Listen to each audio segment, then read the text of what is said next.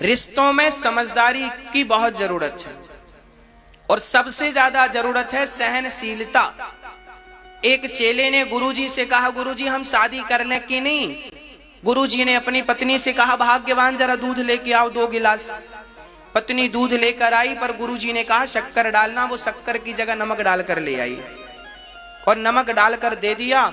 गुरुजी ने चेले को दिया। जो आया था पूछने शादी करें कि नहीं, तो उसने जब दूध पिया तो खारा खारा थूक दिया। गुरुजी ने कहा क्या हुआ? बोले खारा है।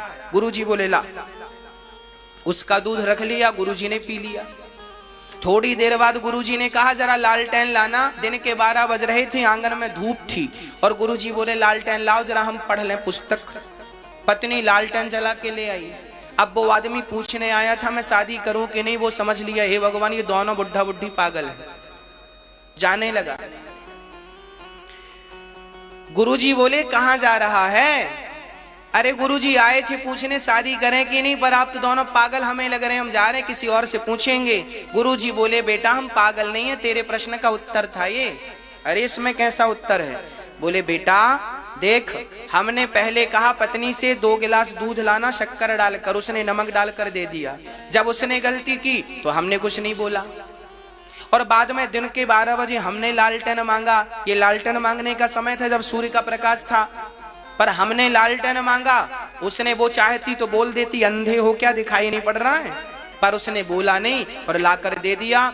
गलती मैंने की तो उसने कोई जवाब नहीं दिया, गलती उसने की तो मैंने कोई जवाब नहीं दिया। बेटा जब तेरे अंदर सहनशीलता आ जाए तो शादी कर लेना और सहनशीलता ना आए तो शादी कभी ना करना, क्योंकि गृहस्थ जीवन में सहन तो करना ही पड़ता है।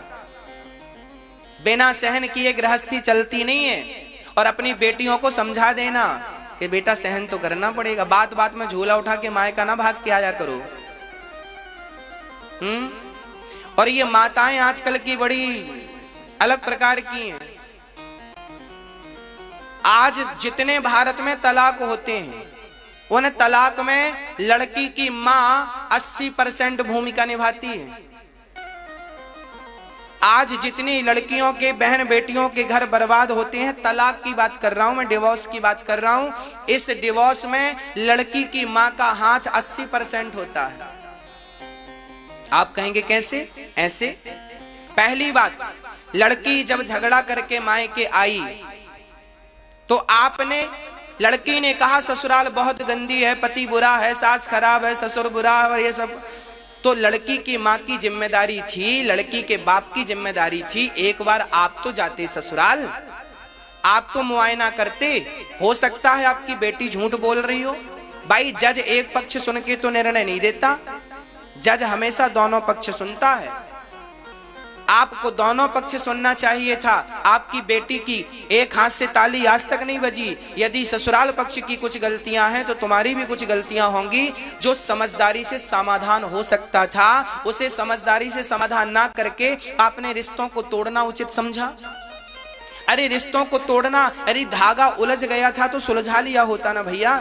कैंची चलाने की जरूरत क्या, तोड़ने की जरूरत क्या है? रही मन धागा प्रेम का मत तोड़ो चटिकाए, टूटे से फिर ना जुड़े, जुड़े तो गांठ पड़ जाए।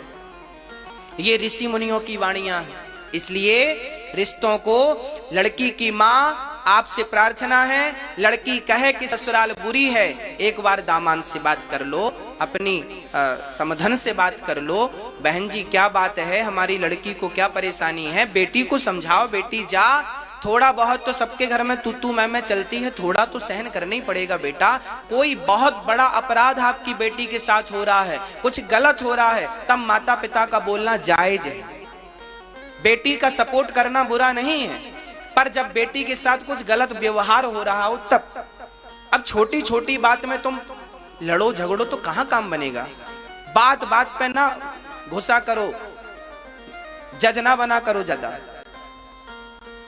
हाँ, उनको लड़ने दो, थोड़ा सा सुलझने दो उनको। छोटे छोटे बच्चे आपस में लड़ते हैं, फिर एक होके खेलने लग जाते, फिर झगड़ा करते हैं। तुम कहां कहां जाके उनका सुलझाना करोगी। बहुत बड़ा केस हो, बड़ी बात हो, बड़ा मुद्दा हो, बेटी पर अत्याचार हो रहा हो, उसे कोई जबरदस्ती मार रहा हो, तो फिर आपका बोलना जायज है। पर छोटी छोटी तू मैं में आप बोलेंगे, ये शोभा नहीं देता, इससे रिश्ते कमजोर हो जाते हैं। एक नई घटना आपको बोल रहा हूं। एक लड़का एक मेरे पास आया, एक माँ और बेटे आए, बोले महाराज जी मेरी पत्नी भाग गई।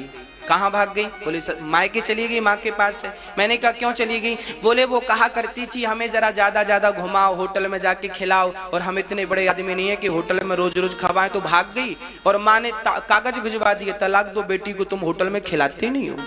अब लो कैसी माँ होगी वो, भाग्यवान राम जाने, जो बेटी का इस सपोर्ट में बेटी का सपोर्ट कर रही है कि बेटी को दामाद होटलों में खिला नहीं रहा है। अरे भाई, जिसका जितना चादर है उतना ही तो पांव पसारेगा। मेरी हैसियत नहीं है 5 स्टार होटल में खाने की, तो नहीं खिला पाऊंगा।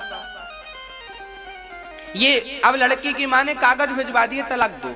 अब बताओ, ऐसे ऐसे मूर्ख भी भारत में ही पाए जाते हैं। ऐसी ऐसी माओं से मैं प्रार्थना करता हूं कि आप अपनी बेटियों के पांव में कुल्हाड़ी ना मारें। आपस में झगड़ा ना करो, बस मेरा केवल निवेदन ये है। पूरी कथा का सार है, प्रेम से रहो बस। जंगल में 2 शेर थे, एक शेर जवान था, एक शेर बुढ़ा था। हाँ, जंगल में 2 शेर थे, एक बुढ़ा था, एक जवान था। दोनों में बड़ी दोस्ती थी। एक दिन पता नहीं क्या हुआ, दोनों में झगड़ा हो गया, दोनों में फूट पड़ गई, अलग अलग रहने लग गए। एक दिन बूढ़ा शेर कुछ ज्यादा ही बुढ़ा हो गया, तो जंगली कुत्तों ने घेर लिया।